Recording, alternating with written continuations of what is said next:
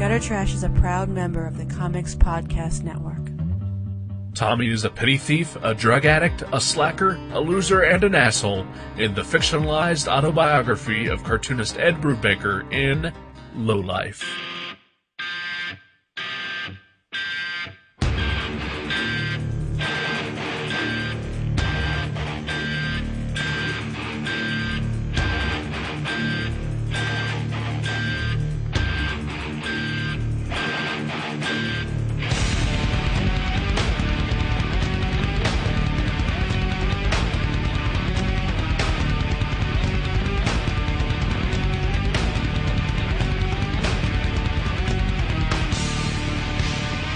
Hello! Welcome to Gutter Trash, episode 108. Lowlife. My name is Eric. My name is Jason. What's up? Oh, not much. Thank you for braving the wintry apocalypse to come and record tonight. Yeah. There's not a lot of snow, but it is fucking cold. It is very cold. There was a lot of snow last night when we usually record, but I thought I had other plans and everyone canceled on me. Actually, it's not entirely true. I canceled on one of them. Yeah? Yeah. Oh. The late night plans that I had, I was going to venture into Hippie Town, USA. And Yellow Springs? Yes. Wow. Against my will. Whatever for. We're gonna buy some herb. So, right, some oregano, some parsley, little basil. Basil, yeah. Cooking some spaghetti. Yeah. You're like, I heard they have herb there. Right. It must be renowned. Grant Morrison knows about it. It must be good basil.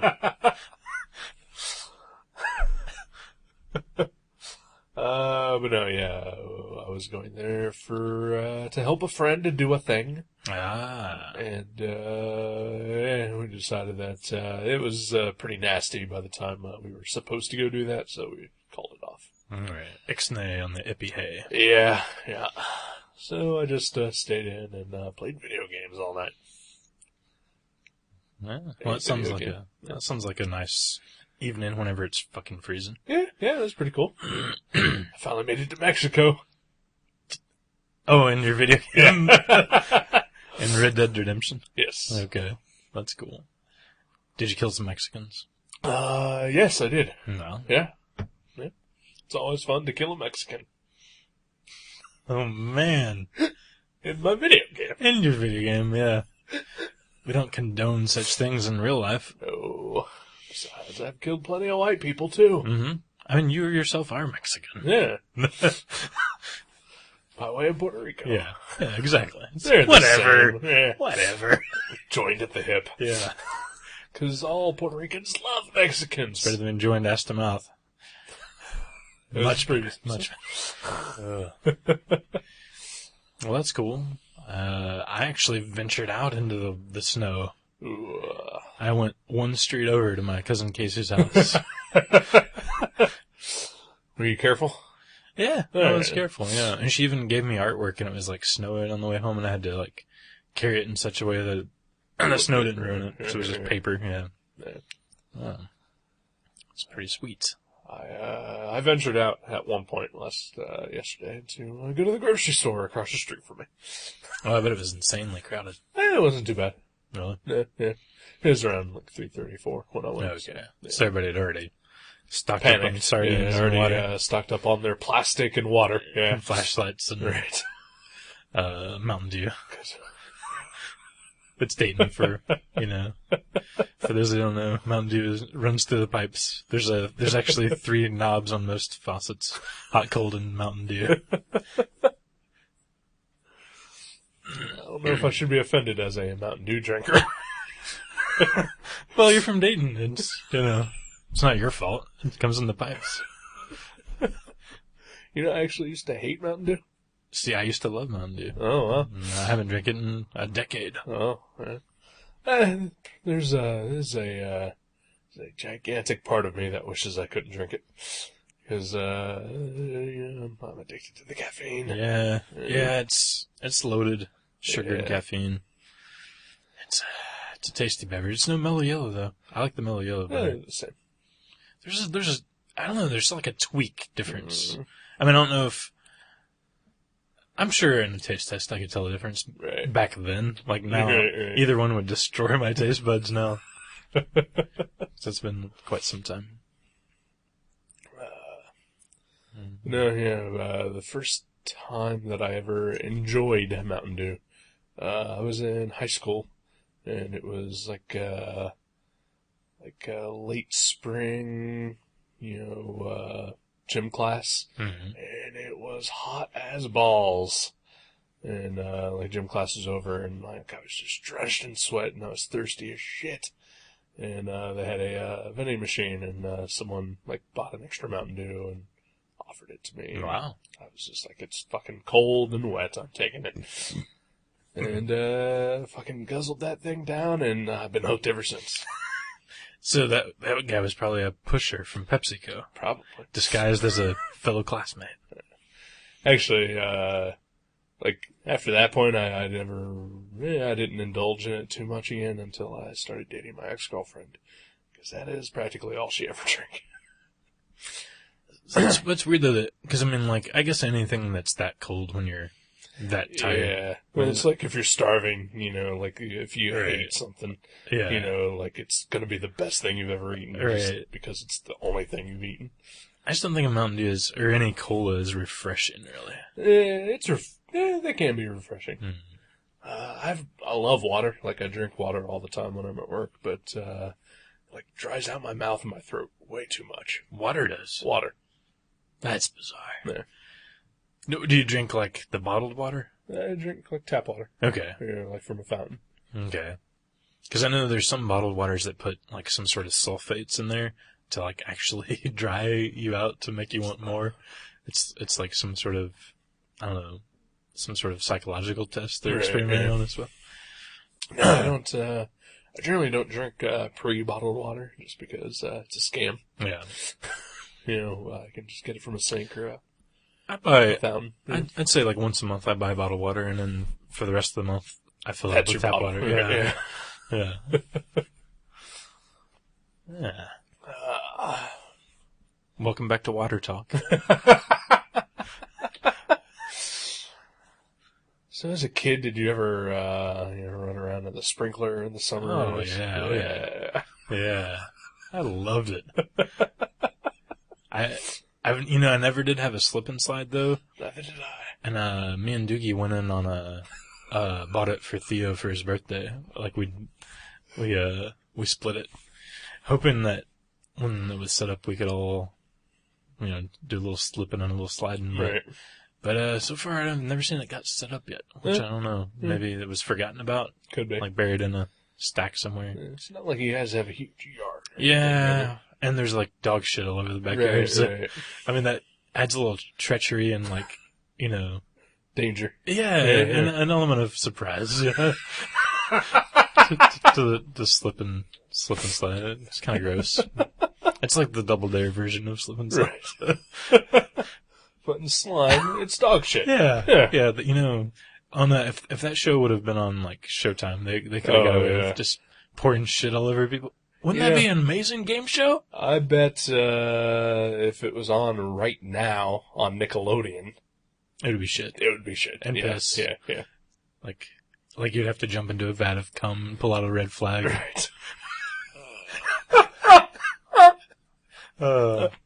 And there's always a few droplets on Mark Summers' coat, and he's freaking out. Yeah. Yeah, that'd be awesome.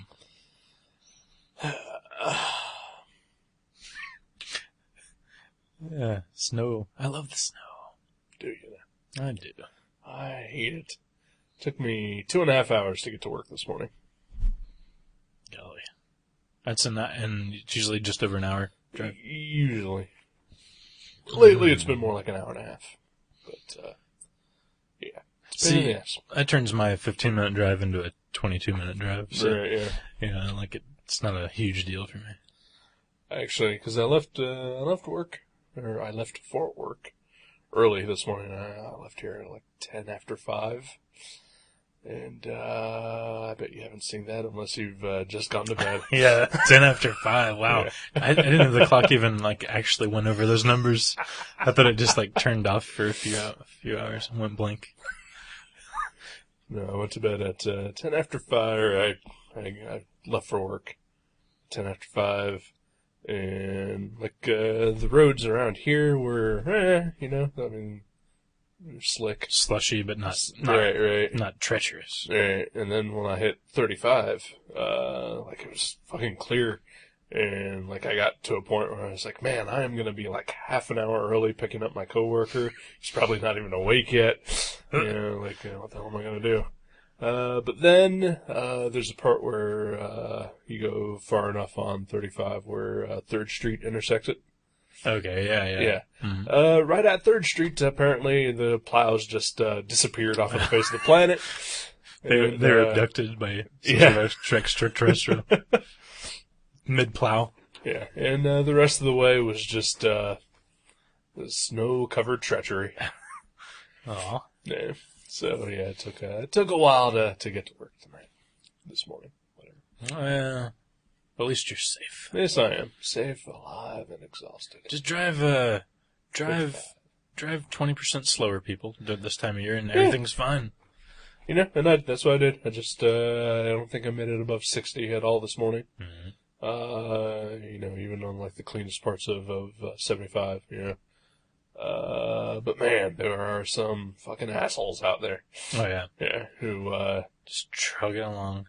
I don't know how far south you've been on 75 recently, but there's some pretty heavy construction going on, and it's they've condensed 3 lanes into 2. Oh, okay. So there's technically 3 lanes, but there should be more there's 2. Right. It's like a bottleneck. With the walls and everything. Right. Which on a good day is terrifying. Yeah, oh yeah, those concrete walls. Yeah. Oh yeah. I don't know, snowy days. Yeah. And then, of course, there's some asshole in a semi going 80, in the slow lane. Right. And he can't help it, though. He's loaded with, he's hauling,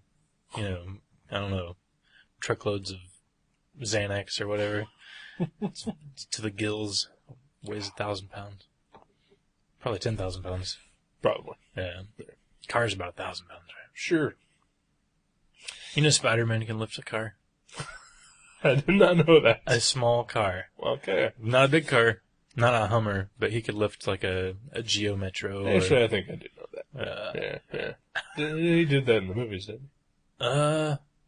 Possibly. I know he did that on the episode of Spider-Man and Amazing Friends when he found out he had his powers. Oh, yeah. The origin. Oh, yeah, that's right. And in the Marvel role-playing game, they tried to show you each character had its own power rating, and it would show you next to it what they could lift, and the Spider-Man would lift a small car. Yeah, I think actually I remember that on the Marvel Universe trading cards. I think they had that on the back. Yeah, that's so cool. My favorite of those trading cards was the one for the Absorbing Man. Oh, because it had mental capabilities listed on all the characters too. Right, and his was mentally deficient. Oh, what's his name? Kane? Creel. Yeah. Oh, poor guy. It's not all about book smarts, though. No, yeah. If you know how to wield a ball and chain. When you can absorb any substance and also or just tossing around a ball and chain, who cares how smart you are? Yeah, one thing he couldn't absorb was algebra. No. Just couldn't get it. But no, yeah, my friends in junior high and high school always made reference to mental deficient. Because of that? Yeah. Oh. Well, I'm sure there's worse. Oh, yeah. I'm sure there were worse things to be. Yeah. For a supervillain. It's true. He could be physically deficient. Could be physically deficient. Could be sexually deficient. Well, I guess if he's physically deficient, he could be mentally capable. That's and true. He could form the plans and hire the goons. Like a MODOK or a Hector. A MODOK, a Mojo. Oh, yeah. Any Mo. Mo and Curly. Mo always had Shimp and Curly do the dirty work. Yeah, there's a motif there. Ooh, man. Yikes. In the end. Yeah. Yeah, why are we? It seems like we're stalling today. Do we no, this is kind of par for the course for us. Okay. I was just thinking, like, maybe you were feeling like we didn't have anything to say about this book. No. Okay. This is what we do. We talk awkwardly for like 10 minutes, and then we talk awkwardly about something else for half an hour. And then we awkwardly segue into the book that we're going to do, and I totally had one ready to go. Oh. But that point has passed. No. So now we got to figure out how to work our way back into the awkward segue. Prepare for another half an hour of water talk. All right. How about let's pretend that we're still talking about supervillains. Uh-huh. And you know what supervillains are? What are they? Lowlifes. Yeah, they are. Yeah. Yeah. Just like this book that we read. What, you mean Lowlife? Yeah. By Ed Brubaker. Who also currently makes a good living writing about a bunch of supervillains.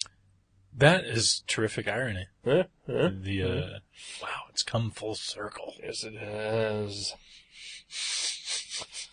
So yeah. Lowlife by Edward Brubaker. It's the same Ed Brubaker. It is the same Ed Brubaker. Although it's hard to believe. It's incredibly hard to believe. Yeah. In fact, while reading through this, like, cause, I'm a big fan of, his crime stuff, which is Daredevil and whatnot. Daredevil and, like, definitely, Criminal, Incognito. Sleeper, Zenith Crime, Dead Enders. The Care Bears trilogy. Just his whole bibliography. Right, yeah. And like, but his crime stuff is, I think, a lot more, closer in tone to Lowlife. But then at the same time, that guy's fucking writing The Secret Avengers.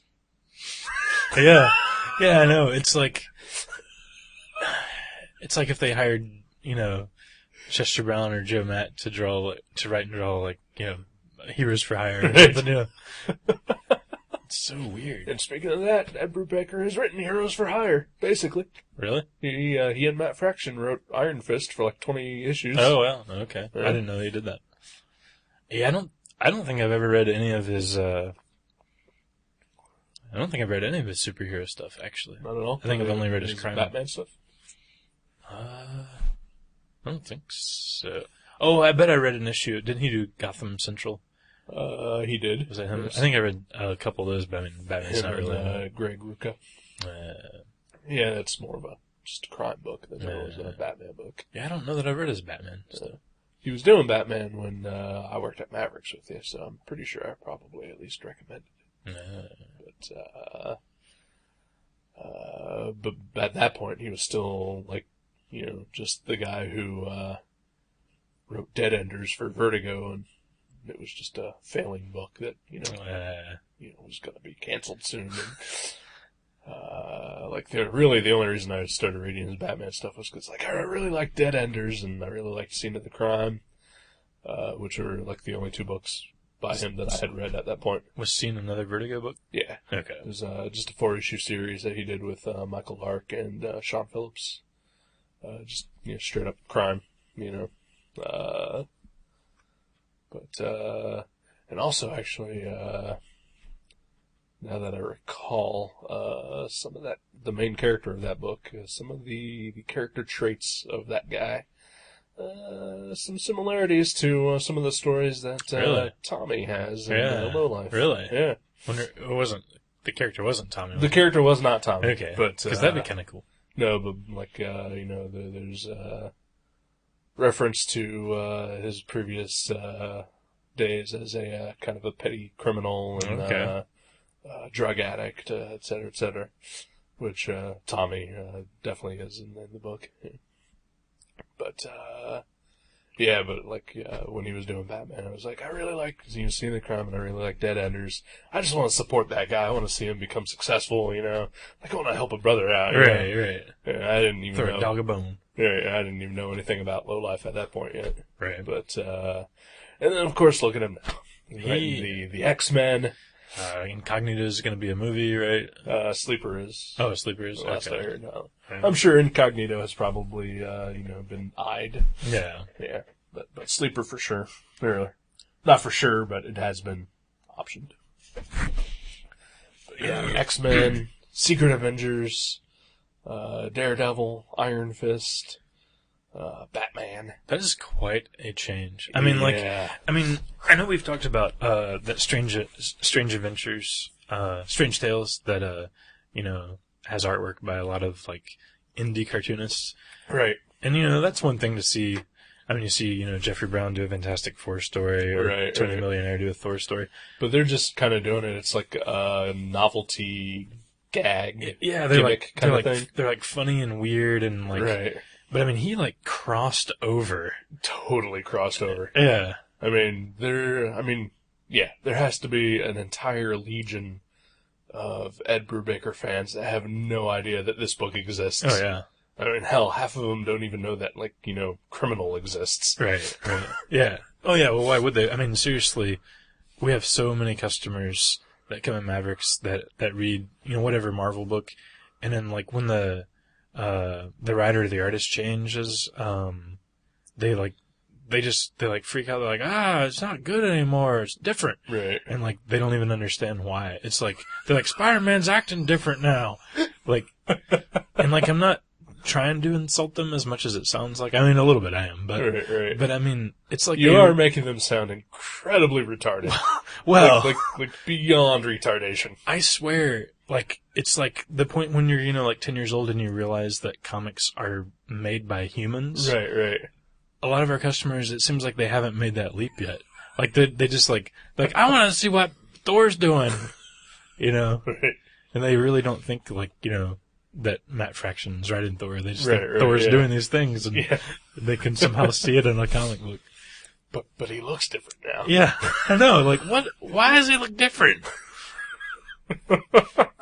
So yeah, of course, I'm just saying, like, they probably don't realize Ed Brubaker is the guy that writes the books they like. Right. And they would probably, I would say, even if they did eventually realize that, like you and I obviously are not those people you're describing. We figured out a long time ago that somebody makes these. Yeah. And I'm not, and don't get me wrong, I'm not saying they're all like that. No, I understand. Small percentage. But there are people who, they even if they have a clue who is doing what on their favorite comic, it doesn't matter to them. They're still going to keep reading it anyway. Right. Even if they fucking hate it. Oh, yeah. It's just a bonus if it's good. Right. Yeah. It's like, wow, I can't believe the book that I collect is actually good for like 3 months straight. That's crazy. And I'm like, oh, really? You like that? He also, Brian K. Vaughan, that does Ultimate X-Men that you really like. He's also done like, these other things. He's done some Buffy or some, Why Last Man. And they're like, what? Why would I read that? Right. And you're like, oh, I thought you really liked those stories. Right. Yep. Like, yeah, I like reading about X-Men. Like, yeah, I mean, that's cool. But if you just like the X-Men, that's fine. Yeah. I mean, I like the X-Men. Yeah, I like the X-Men. But my like of it, and I think I've said it before, is that I really want to like the X-Men. So I'm always going to wait until there's a writer that I like paired with those characters that I like. Exactly. And hopefully it'll be good. Yeah. And if it's not, fuck it. Right. Yeah, because I mean, like, the same thing, like, when you're a kid, if you like something, you like every incarnation of that thing. Right. If you see any toy or game or t-shirt, right. Even if you don't necessarily think it looks cool, you'll want it because it's got Wolverine on it or whatever. Right. And it's like, I'm not saying they're stupid, it's just like somehow that connection hasn't been made in a lot of readers that, you're reading stuff made by certain people and you probably actually just like, their stories or their artwork. Right. So just read more stuff by those people. Right. I don't know. It drives me crazy. Yeah. And, and then I'll say this, I really like it, Brubaker, I think. I've made that clear at this point. Mm-hmm. You know, we reviewed Criminal. I said that's among one of my favorite comics. You know, and I've loved all of his crime stuff that he's put out. I followed him on Daredevil. And like I just said, I love the X-Men. I love Ed Brubaker. Together, it's like corn and peanut butter. Yeah. Yeah. Not good. So good. Has he done X-Men? Oh, yeah. Okay. Oh, yeah. For a while. He did the whole Deadly Genesis thing. That was his first go around. Okay. And, yeah. Then he did the X-Men in space, and I don't know. Wow. It was not good. A large part of that was terrible artwork, but still, like, you know, if the story wasn't engaging enough, if the story is good enough, I can look past shitty artwork. Right. Hence Lowlife. Oh. No, I'm just being cruel for no reason. I was going to say, if you don't like the art in Lowlife, turn 10 pages, because I've never seen in a 5-issue span an artist change so drastically. Oh, yeah, yeah. Like, that is crazy. There's like 4... I mean, it's not like he tries a different style for every issue. I mean, there's like a couple different styles every issue. Right. Well, it's just him growing. Yeah. Because they just took him years to do. Oh, yeah. You know, I think, the first issue is like 1992, maybe? I think it was, 91, 92. The signature on the cover says 90. And then, it's like 95, maybe? 96 is issue 5, Yeah. And, like, some of these stories were, like, printed in mini-comic form years before that. Right. Yeah. So it wasn't like he was, like, constantly working on this. Yeah, it's great. I actually like the art in the middle the best, like in issues like 2, 3, and... like in the 2, 3, and 4. I actually liked his art towards the end, when, cause, like, I think even in the letters or whatever, he says that he, started teaching himself how to ink with a brush. Okay. And I think that really gave him, like, a big leap in skill and ability. Right. And I really like the look of that. It definitely looks, like, cleaner and more professional. Like, it reminds me a lot of, what's his name, Alex Robinson? Yeah. It reminds me a lot of that, but Yeah, I like the middle part because it's just a little dirtier, a little rougher, but it's not like the first issue looks a little, maybe like too rough. Right. But I like the middle part where he's like just a little rough around the edges. Right. I think it suits the story a lot better than the super clean. Yeah. I like the super clean.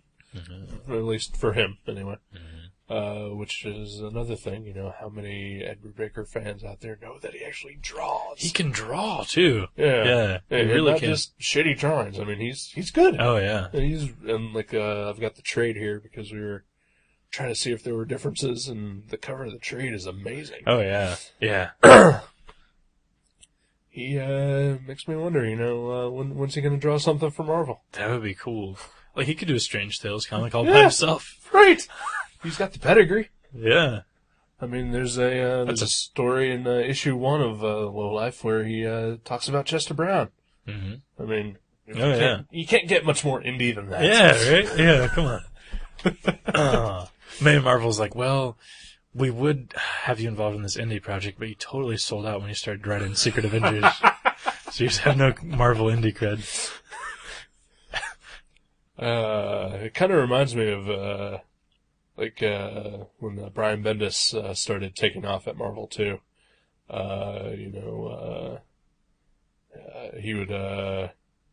He said he initially got contacted on the strength of like, Torso and Goldfish and all that to do Marvel work, and Joe Quesada contacted him, and he's like, "Sure, what do you want me to draw?"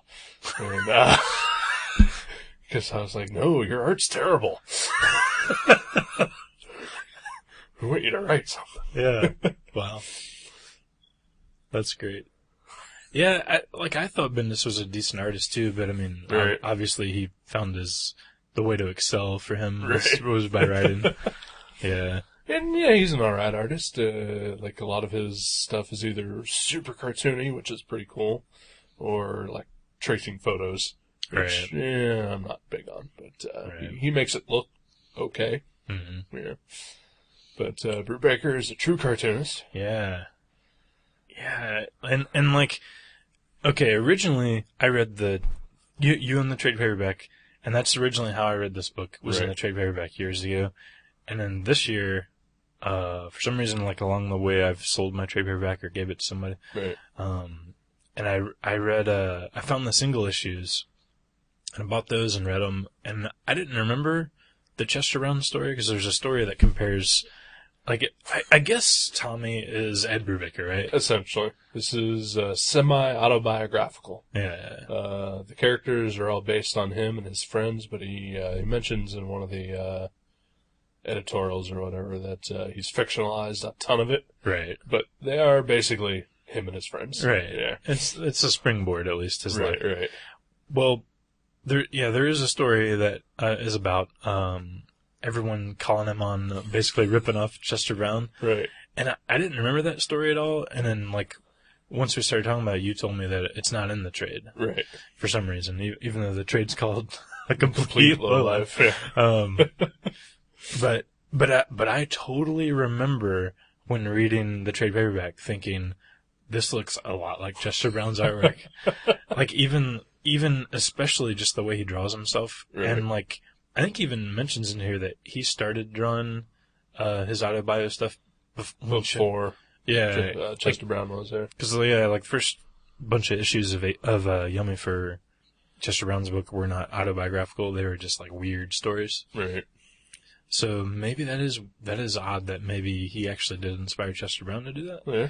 I'm not sure, but especially it's ironic since he got all the flack for ripping off Chester Brown. Right.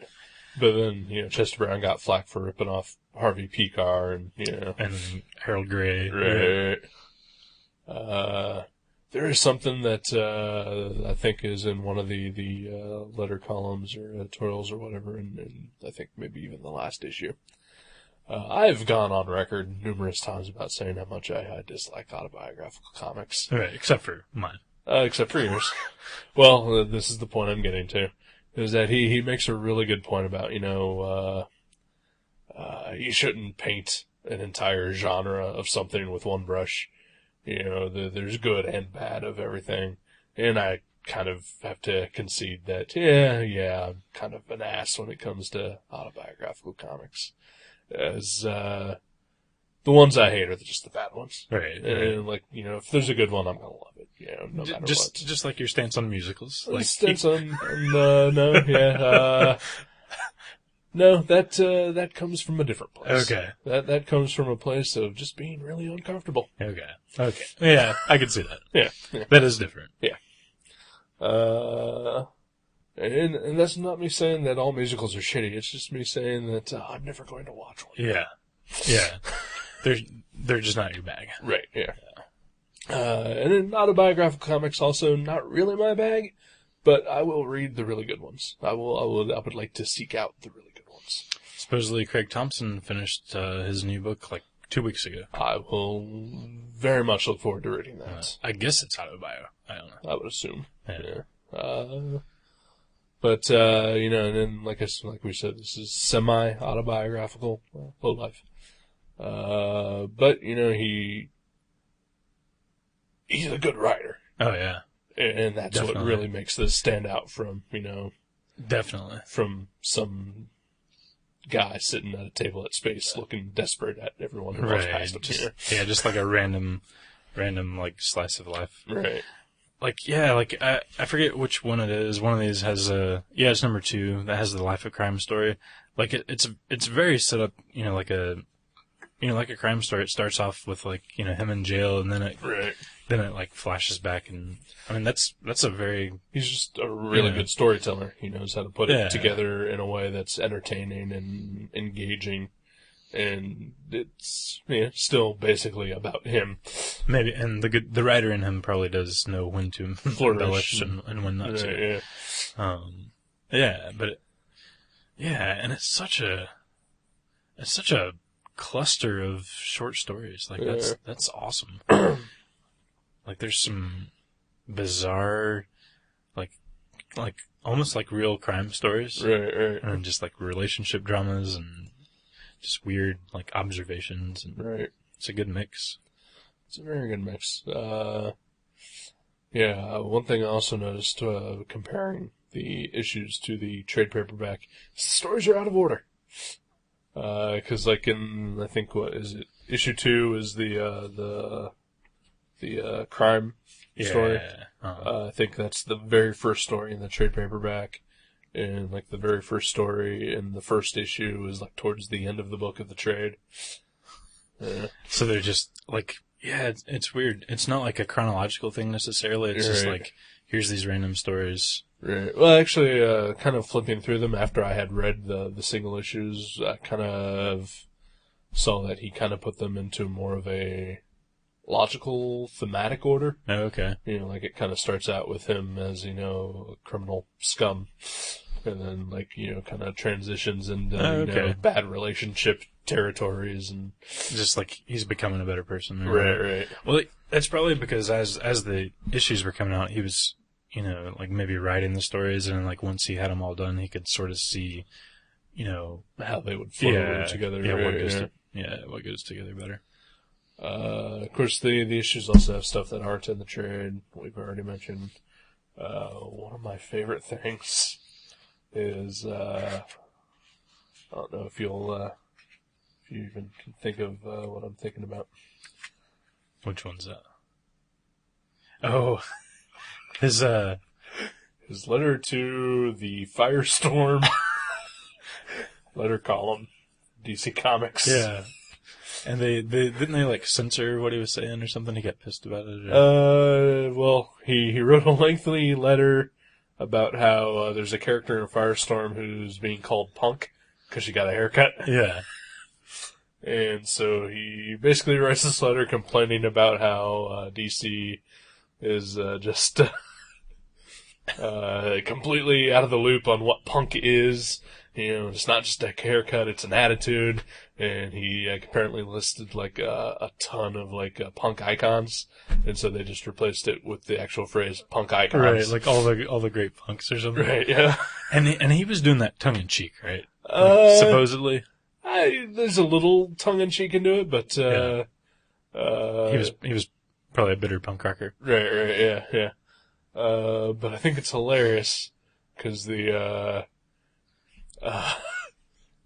I listened to the podcast, Thomas the Flash. Right. And, right around the same era, of the Flash, there was an editor who basically, just started getting pissed at the readers and would, like, take it out on them in the letter columns. Really? And Tom would, like, read some of the letters that, like, had these, like, just the editor losing his shit. And, it's kind of the same with his letter to Firestorm, where they basically, make him stop reading. Wow. That's crazy. And what's super awesome is that, like, Firestorm is one of my favorite DC characters. And I even have those issues, and I should probably dig it up. And read Nuclear Reactions. Yeah. I believe issue 15 of Firestorm. Wow. I couldn't tell you which one that was. But... Well, that's probably good. And it looks like Lowlife changed companies a couple times as it was being published. Only 5 issues.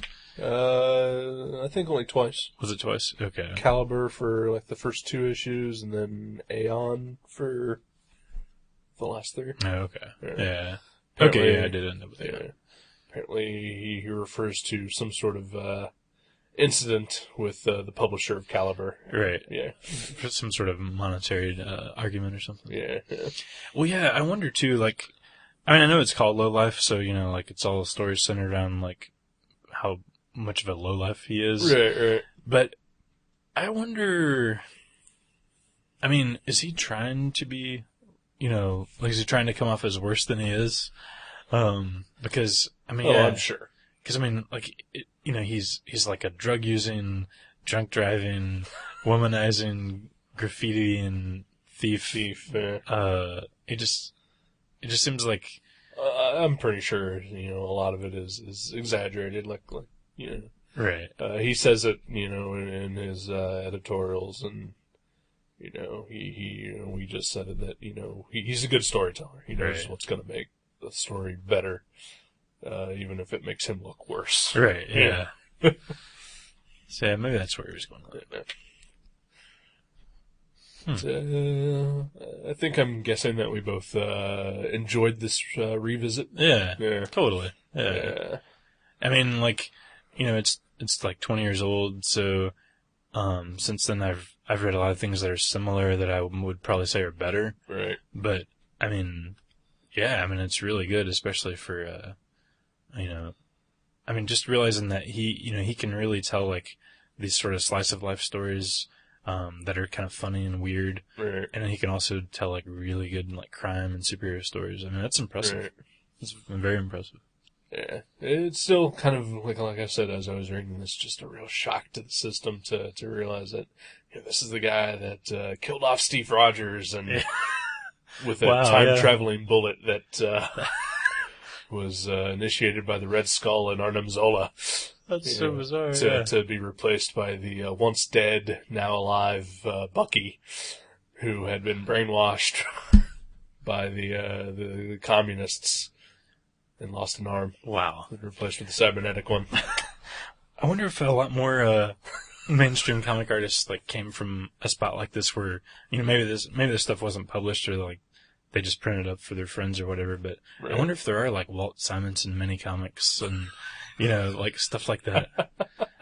Like that would be a great find if somebody put together like all the like unpublished like meanderings that Right. Artists were like not really finding their voice yet. John Byrne doing autobiographical comics before he got the X-Men. That would be cool. Or at least him trying to like rip off Robert Crumb or something. Right. Oh yeah. I would love to see stuff like that. I could totally see John Byrne doing that. You could totally see John Byrne doing that.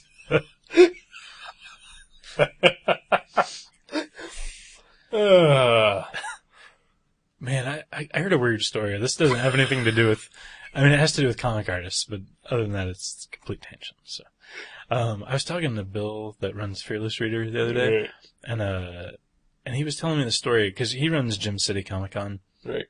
And, they have like actual, pretty big name comic guests usually. Right. And he goes and picks them up at the airport, like Chris Claremont or whatever, Paul Glacy. Actually, Paul Glacy didn't show up. Paul Glacy canceled at the last minute. But Chris Claremont, for Chris sure. Claremont. Marv Wolfman, I think, was there one year. And Michael Golden. Yeah.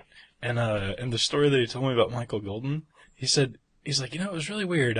He's like, I always think that everybody that is in the comic business probably really likes comics. Right. He said, but when I picked up Michael Golden from the airport, he's like, it was just me and him in the car, and he's like, I don't know the guy, so, the only thing I know that we have in common is comics, so I was like, hey, so what comics do you read? And Michael Golden was like, I don't read comics. And he was like, oh, well, you don't really read them anymore, you don't have any kids or anything that are into comics, and he was like, no, I don't have any kids.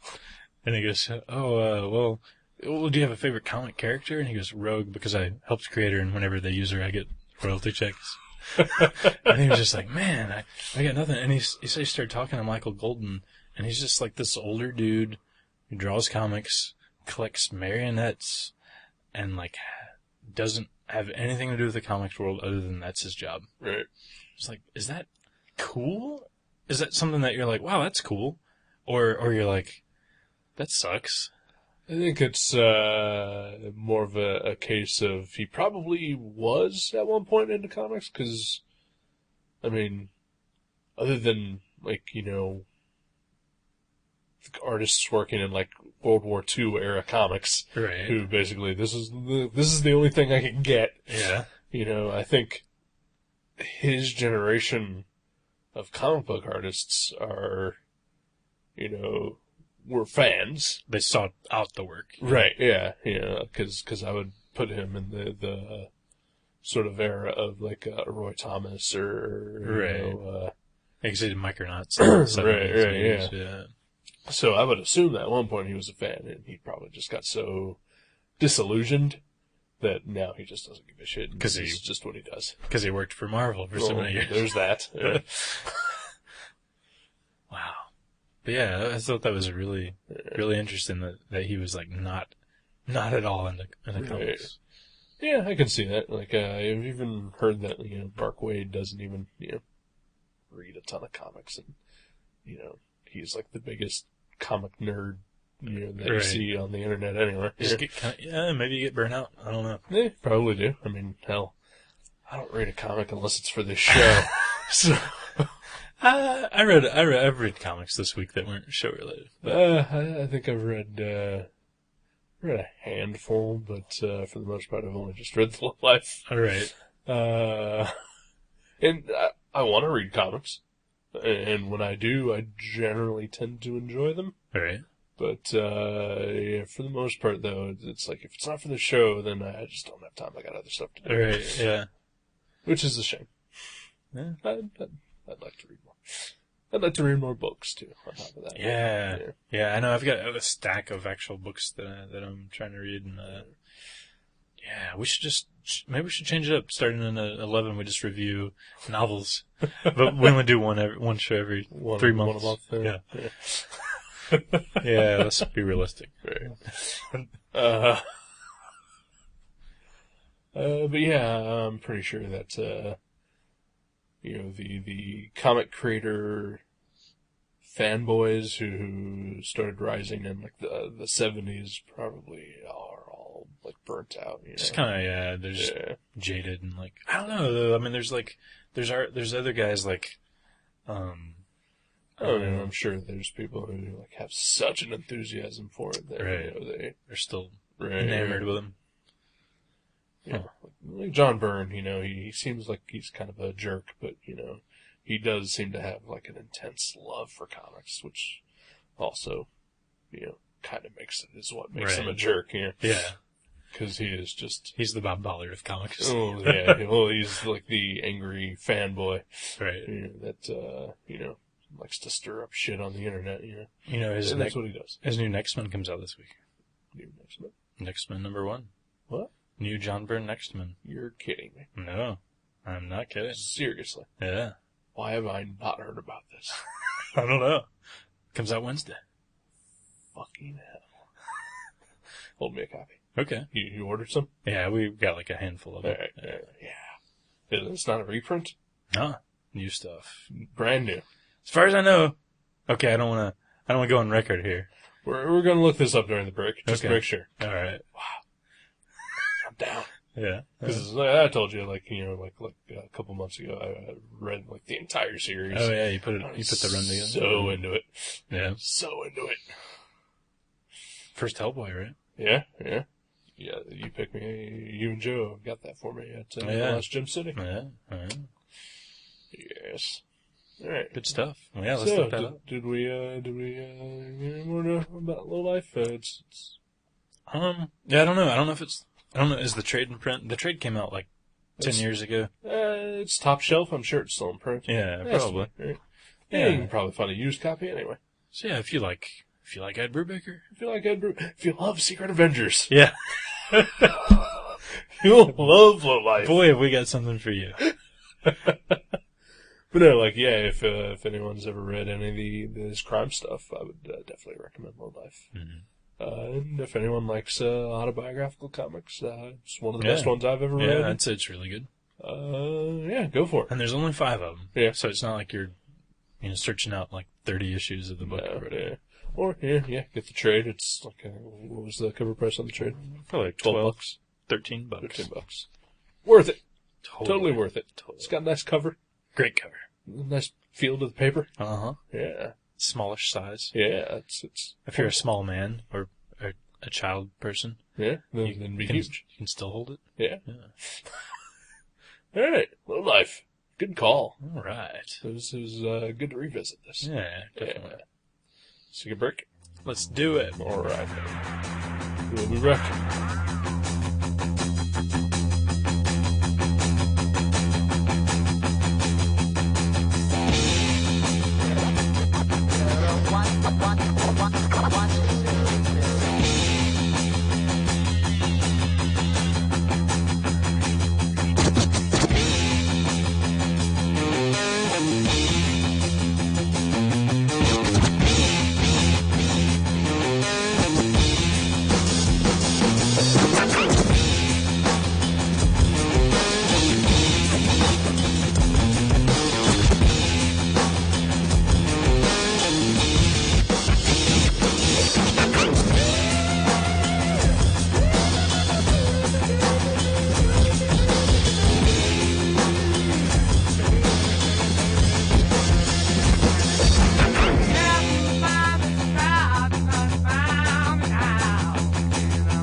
For the man one more year. Yeah, for the man one more year. Yeah, yes, I'm on, man, another year.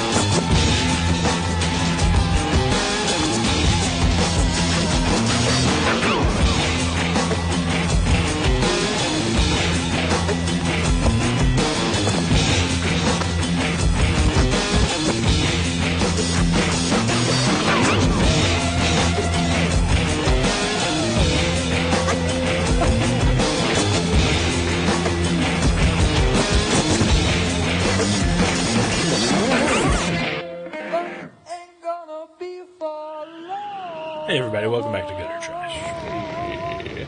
So apparently the Next Men is a brand new series coming out. This week. I am excited. And apparently, because honestly, this literally was the first I've ever heard of this. So yeah, they'll probably be canceled in like 4 issues. Yeah, they're probably not promoting it very well. Yeah.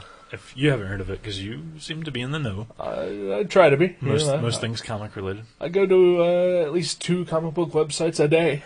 You know, you'd think I'd have heard before now that this was happening. So, and, you know, it's a fairly beloved series from the 90s. It's fairly mainstream. He's a name. He's a name, And honestly, the only thing I've heard about it is when I looked at my order for him and ordered it. Right. Like, I've never seen any ads for it working in a comic shop even. Like, right. They've never sent us, like, a poster, like, you know, I've never seen anything for it at all. No. So that's kind of sad. It is very sad. Oh well. Yeah. Also, we made an attempt to watch the trailer for Thor. Uh-huh. We wasted about 10 minutes trying to load it, and then it reloaded. And it would only play about 3 seconds. Yeah. So fuck the internet and fuck Thor. I think the lightning storm at the very beginning of the trailer looks good. I don't know if it's going to get me in the door. I might have to see a little more. I think that preview has been approved for all audiences. Looks pretty awesome. I like that green color. Yeah. I wonder, is that a CMYK green or an RGB? Because I'd like to print that out. It's really nice. I think that's an RGB. Oh, really? So it might look... It will look different when you print it, yeah. Fuck. Oh, well. But other than that, yeah. I was really happy with the 4 seconds I saw. No, I don't... Well, that's one of those movies I will watch the trailer because I don't think it's going to spoil any plot points for me. No, I don't think it will. But I know I want to see that movie. Yeah. I don't even care what it looks like. Right. Yeah. Like, I just want to go see a Thor movie. Well, I mean, don't you care a little that it looks good? I mean, what if it's, not to insult our friend Matt Brassfield, But what if it looks like the quality that he would make? Wouldn't you just be disappointed after you paid, $30 to go see it, not knowing that it looked like that way? I'm willing to roll the dice on this one. Like I like the Fantastic Four more than I like Thor. Right. Yet I've never seen either Fantastic Four movie because I ended up seeing trailers for them and I was like, I don't even want to see that. Right. And in this one, I just don't. I don't want to have anything ruined for me. I just want to go in and because I bet if I would have went to the Fantastic Four, I would have been like, well, it was fun. It was stupid, but it was fun. Well, you watched part of the first one with me a couple of weeks ago. It was just on TV. Like 15 minutes of it or something. Like half an hour, 45 minutes. You saw, major plot points happen. Yeah. You saw, saw all of the Thor do stuff. Yeah. You saw Doctor Doom turn into Doctor Doom. That's right. You saw the Thing turn back into Ben Grimm. And then turn back into the Thing. You saw quite a bit.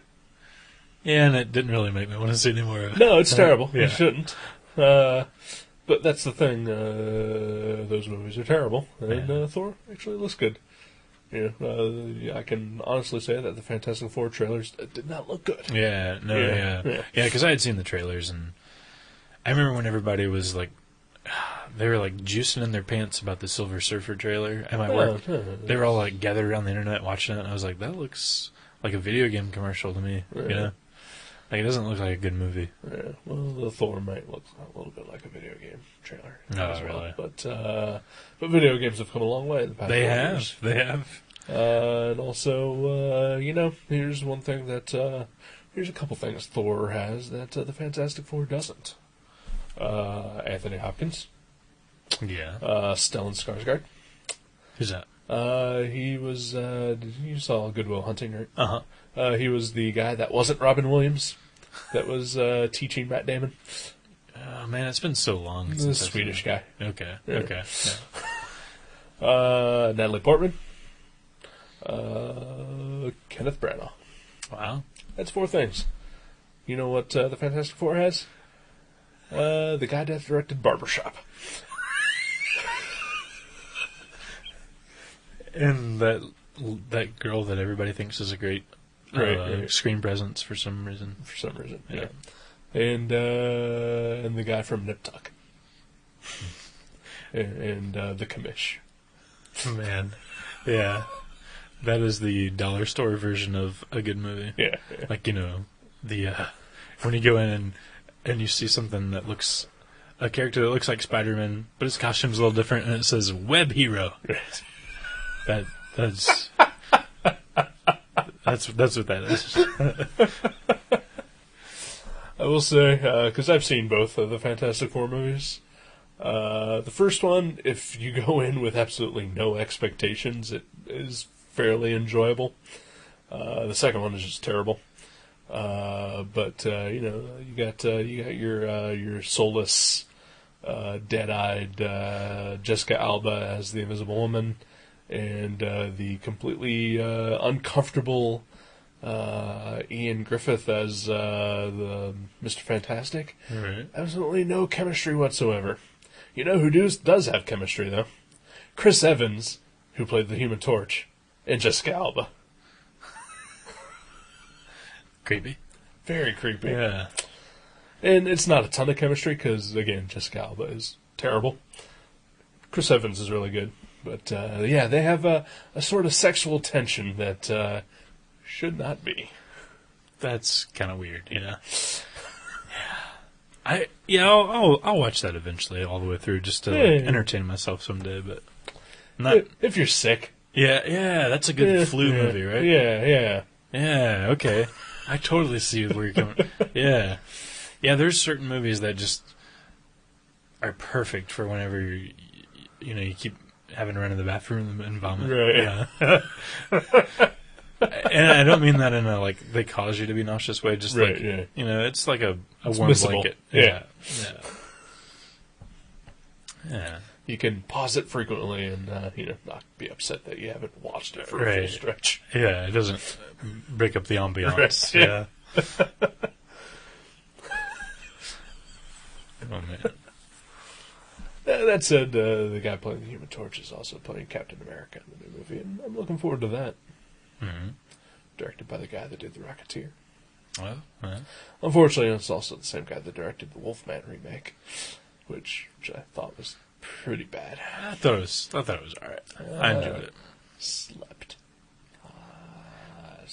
like a baby. I thought there were some cool bloody fight scenes. Yeah, too far and few between. Yeah. I'm pretty sure that's not the right saying, but whatever. Few and far between. Sure. Yeah. Why not?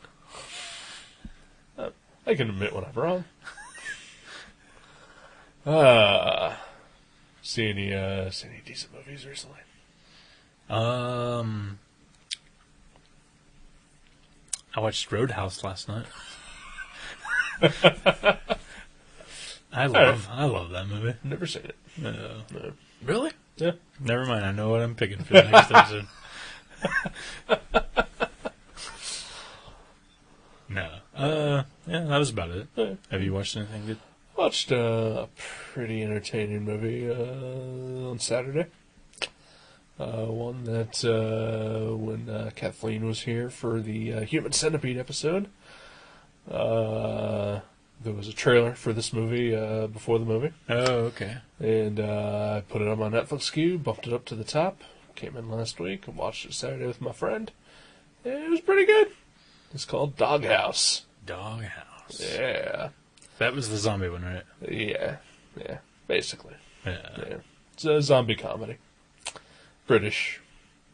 Yeah. It looks pretty gross from like the trailer. Like very lots of blood and splatter. There's some. It's not terrible. I've seen worse. Dead Alive's worse. Oh yeah. Yeah. Worse in a good way. Oh yeah. Yeah. Worse as in, the amount of gore. Right. As in the gross factor. Yeah. This. There's violence and gore, but it's not too much. It's pretty funny though. Entertaining, very entertaining.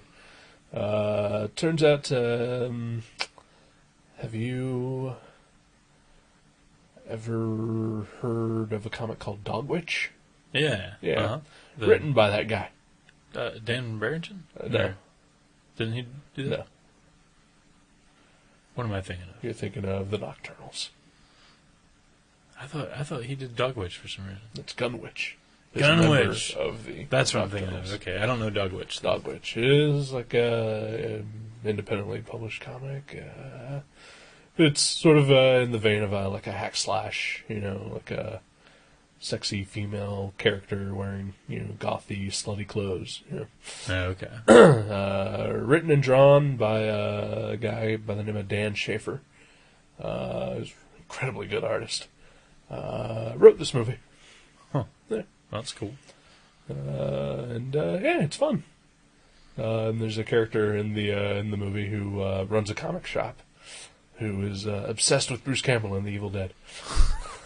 Is any of the dude's Dogwitch comics Yes. appear in the movie? Yep. That's pretty cool. He's the character is telling a kid about the nuances of the Evil Dead. And he's flipping through like the Dark Horse Evil Dead adaptation, and there's a Dogwitch trade paperback sitting off to the side, and that kid basically tells him to go fuck off, and then runs outside the door and starts throwing eggs at his window. And there's like Dogwitch trade paperbacks all up in front of the window. That's awesome. Yeah. He deserves it. Yeah. He wrote the movie. Yeah. It's not like wearing your t-shirt when you play live. No, yeah, because you're not in the movie. You Right. just wrote. Yeah. Why not try to promote, something that not a lot of people would know about? Right. Yeah. But it turns out that my friend who I watched this movie with, she loves Dogwitch. And so that was like a neat little surprise, because I had no idea going into it that he was involved. Oh, okay. Right. You just thought it looked like a fun zombie movie. Right, yeah. Which it did, yeah. Yeah. Doghouse? Doghouse. Well, he's all about the dogs. Yeah, it is a little weird. Yeah. Yeah. It's kind of weird. Yeah. Yeah, Doghouse. I recommend it. Yeah. Zombie comedy. British. And apparently, there's a guy from Snatch in it. That you mentioned. The little, I forget his name in Snatch. The little guy with the gun and it's a good movie. There's also, maybe even be the same guy, I'm not sure, but a guy who was in the movie Public Enemies. He He played Babyface Nelson. Oh, it might have been him. Okay. Yeah, I think it was. Yeah. I think maybe there were 2 people from Snatch that were in this movie. Okay. Not sure, though.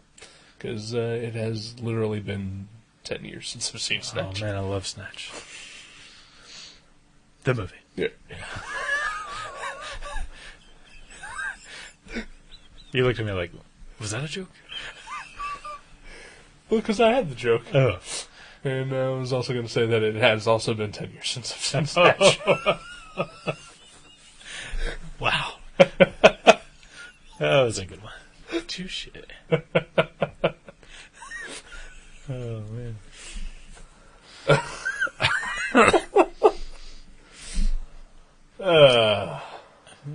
Yeah. So anything else fun going on? Just, you got the snow, you got the zombie movie, you got... Got my company Christmas party to look forward to next week. Yeah. Got some mashed potato martinis to indulge in. Yeah. Other than that, I got not much else going on. Mm-hmm. Yeah, you? No, I gotta get an oil change. Yeah. I'm pretty excited about that. I'm doing that tomorrow morning. All right. Getting my oil changed, buddy. And I made a doctor's appointment finally to go see the doc about this ringing in my ears that's been going on for like 2 months straight. Right. Yeah. So I went to the doctor like a week ago, and he looked at me and he had given me medicine before, and like it won't go away. Right. And so he's like, I don't really know. I don't know what it is. So he's sending me to like a specialist to make sure I'm not going deaf or have a big ball of cancer in my head or something. Well, I hope it's not. Yeah, I hope any it's of that. neither. I hope it's neither. I hope it's like, I need to yawn more often. Right. I hope that's what it is. So, yeah, we'll see. Well, I wish you luck. I'm sure it'll be fine. Thank you. I'm sure it'll be fine. Me too. If it's not, then I'll give you a man hug. Sweet. Yeah. Sweet. Yeah. Take you out for a taco. Nice. Yeah. Nice. Tacos always do the trick. Tacos are pretty awesome. Yeah. I like the soft tacos, though. Oh, yeah. Yeah. I will say, do you remember Piccadilly Circus Pizza? That used to be near where Three Amigos apparently used to be. No. I've heard of it, but I've never been there. It was... the one thing I really loved about them was that they were open till like 5 a.m. and would deliver till 4. That's pretty cool. Yeah, and at the time I was working like a late night job. I would get home at like 12:30 at night, and my girlfriend and I were like super night owl type people. Right. And naturally, just I am a night person. Like if I get a string of like more than 2 days off, I immediately revert back to that. Right. So we would order pizza from them occasionally because we were like right on the edge of their delivery area too. But we would order at like 3:30 in the morning. But the thing is, like on Tuesdays and Thursdays they had a special where if you bought an extra large deluxe pizza, you got 6 tacos for free. Do they always serve tacos? Yeah. Wow. And Tacos they were fucking awesome tacos. Really? We would just order them just for the tacos, and like put the pizza aside and put it in the fridge. Yeah, wow. It was awesome pizza too. But man, the tacos. When did that place go out? Because it's been years, at least 5-6 years now. I never even saw it open. Like I don't remember ever seeing it. That's weird. Yeah. Piccadilly Circus. Piccadilly Circus. So now they probably had the the like University of Dayton crowd where that's why they stayed open so late. Probably, yeah. But no, Cousin Vinny's has that like kind of thing going on. Okay. Which sucks because Cousin Vinny's is terrible pizza. I like it. It's the worst pizza in Dayton. It's the worst pizza I've ever had. Really? That's not frozen. Really? But it's pretty close to frozen. Oh my gosh, worse than Pizza Hut. Oh yeah. Really? Yeah. Wow. Because Pizza Hut may be like, prefab manufactured pizza, but at least there's like flavor to it and there's a formula that they've perfected to it. Cousin Vinny's is bad. Really? Yeah. I like Cousin Vinny's. I like other vendors. Not a fan. It's not my favorite. I'm a Joe's, obviously. Oh, Joe's is amazing. Yeah. No one listening knows anything about any of these pizzas. You've heard of Pizza Hut. Right. But if you're ever in Dayton, check out Joe's. It's right over by the Air Force Base, because you'll probably be by the Air Force Base, because it's the only reason to come to Dayton. that and Mendelssohn's, yeah. But yeah, check out Joe's Pizza. Joe's Pizza. Godfather's Pizza is really good. Oh, that's a chain. Oh my god. That opens this month. I know. I'm the one excited. right down the road. I am excited. That's awesome. I am excited. That's very cool. Corleone's is not bad. I've never had their pizza. Yeah, you have. I've had their... No, you've had their pizza. Have I? Yeah. Okay, I know I've had their Strombolis. Right. We have ordered there Really? before, multiple times. Multiple times? Oh, yeah. Back when you lived on off of Schroyer there. Really? And a couple times here. Yeah. Okay. The veggie pizza, for certain. I know we've ordered, because I love their veggie pizza. I must have thought it was okay, because I don't know. Oh, no, you really love their veggie Really? pizza. Really? Oh, yeah. I'll have to do that again. Well, we will, because I started actually thinking about that today. I really should, I really want to get one of their veggie pizzas. I love their veggie pizza. Let's do it. All Let's right. do it up. Well, maybe next Saturday. Maybe. Were you hanging out this Saturday? Yeah. Okay. Yeah. Draw night. So, Yeah. Oh, my schedule's all fucked up now. Yeah, mine too. Oh, I hate working Sundays. It's no offense to Jeremy. No, yeah, well, I mean, your schedule's screwed up because of you got a man down. Yeah, we got a man down.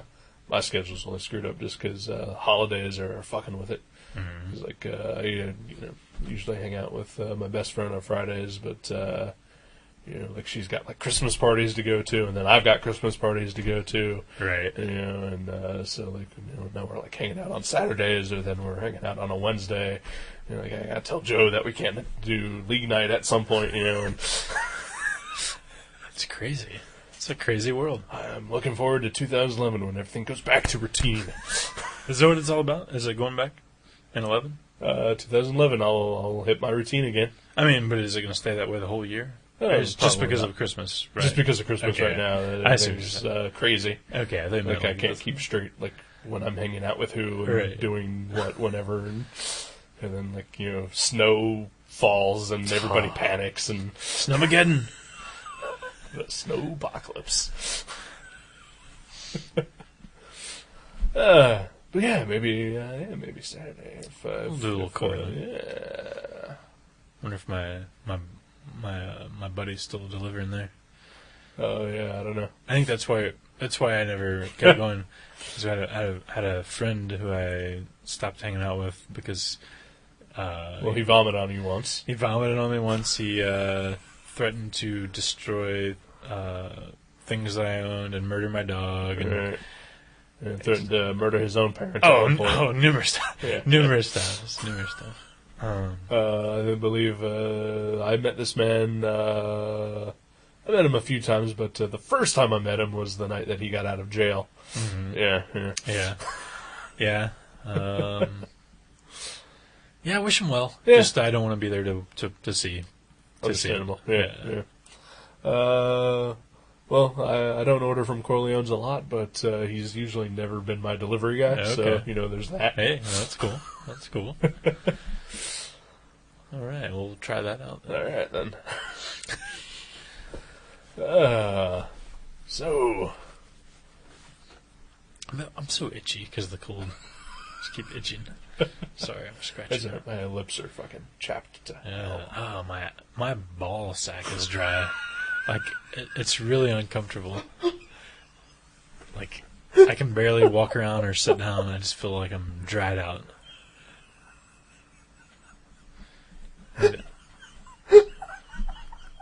I'm serious. I might actually, like, when I get home, just kind of dip it in a cup of something. Right. Try some lotion. Yeah. I lotion up. Yeah. I've been lotioning up. Yeah.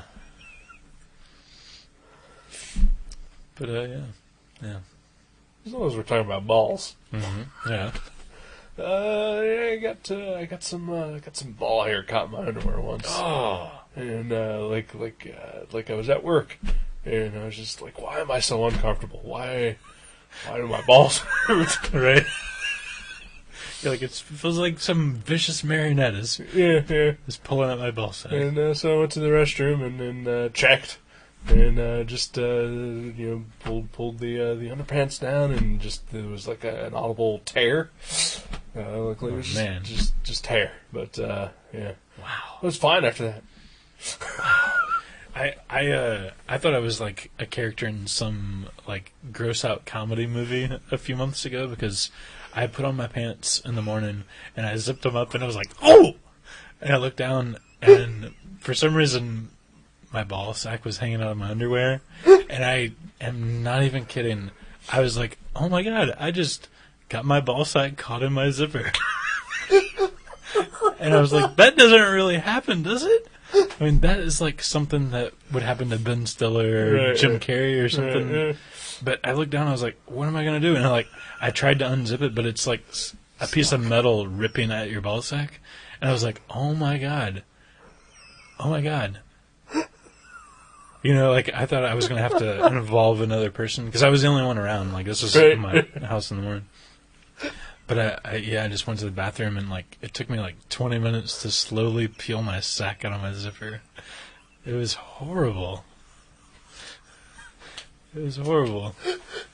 Oh, man. This is what this show has become. Well, this is the God's honest truth. Oh, yeah. I wouldn't make a story like that. No. Not for shock value or I mean, it fucking hurt, and I was I seriously, that was the worst part. I was like, wow, this hurts. And then, like, as long as I wasn't touching it, it wasn't like, it wasn't hurting. Right. But I was like, I can't just like go to work like this, you know. And what am I gonna do? I really was like, I'm gonna eventually have to like get help from my roommate or something. I'm like, this is gonna be ridiculous. But I'm glad you're okay. Yeah, me too. Yeah, smarted, but that was about it. Yeah, well, that's good. I didn't lose anything. No, Good.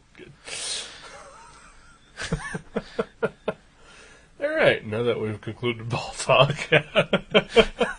wow. You pick a movie. Yeah. Well, originally, I'm not going to say the name of the movie. No. Originally, I was going to pick a Tom Hanks movie, expecting you to possibly veto, and I had a second one in mind. I probably wouldn't veto a Tom Hanks. Really? Okay, well... Unless it was like, the Da Vinci Code. Was he in that? Yeah. Okay, no, it wasn't that. Well, since obviously you didn't know he was in that, that would have been probably wouldn't have been that. No. But, we were talking over the break. It's been a while since we've done a field trip. Yeah. And there's, like, all kinds of good movies opening up. So, how do you feel about seeing Yogi Bear? High and down.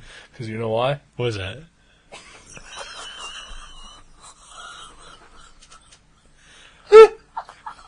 Is it because life's a picnic? No? No? It is because great things come in bears.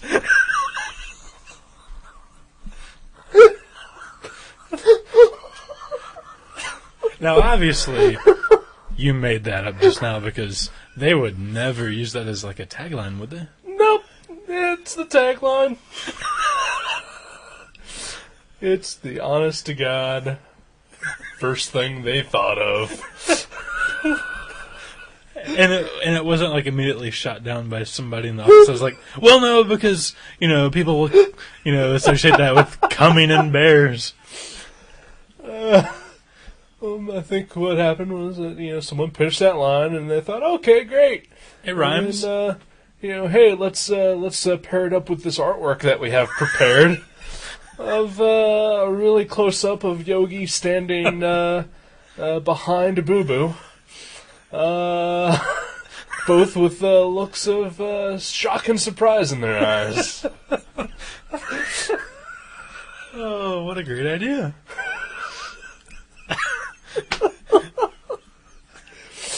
But then they changed it. They changed it to Life is a Picnic. But for a very long time, the tagline for Yogi Bear was indeed, great things come in bears. Oh, that's awesome. I have to think, like, somebody along the way was like, this is going to be so cool if this passes through. You know, like somebody involved in like, you know, like somebody that hates their job, you know. Like really? No one's caught this yet? No, not Yogi Bear. That's too bad. We'll watch that on video. Yeah. I'd rather see the commentary track anyway. No, let's go see Black Swan. Ooh, okay. Yeah. Would that be cool? Yeah, that'd be down. Yeah. Darren Aronofsky. Yeah. Natalie Portman. Yeah. I'm, yeah. I'm excited. I want to see it. Me too. Yeah. So not the other thing that's coming out this week. What was there, another one? No, I really want to see Tron as well. Yeah, but you're not going to take me to go see that. Oh, we could still go. Oh, okay. I just think this would be a better show for us. Okay. Because there's going to be 1,000 podcasts reviewing Tron. That's true. And also 1,000 people at the theater on that weekend. Yeah. Like 5 of us at the Neon where Black Swan is playing. Right, yeah. All right. Yeah, I'm down. Totally Sweet. down. Yeah, Sweet. I haven't been to the Neon in a while.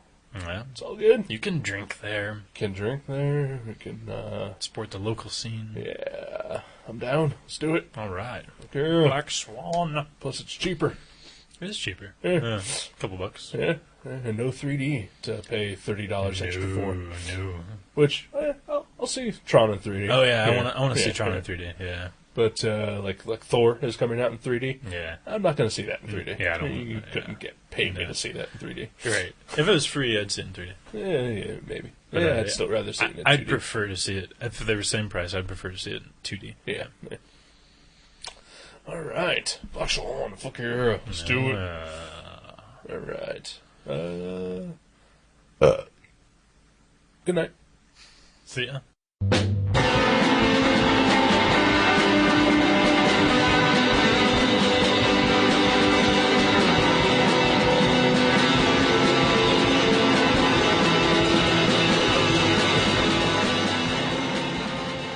You can subscribe to Gutter Trash at iTunes or directly at guttertrash.net. If you go to iTunes, please leave us a review. You can email us at eric@guttertrash.net or jason@guttertrash.net. For more info, you can find us on Facebook, or you can go to seanborn.net or buyerbeware.guttertrash.net. Listen to our sister podcast, League Night, at league.guttertrash.net. Thank you for listening. Until next time.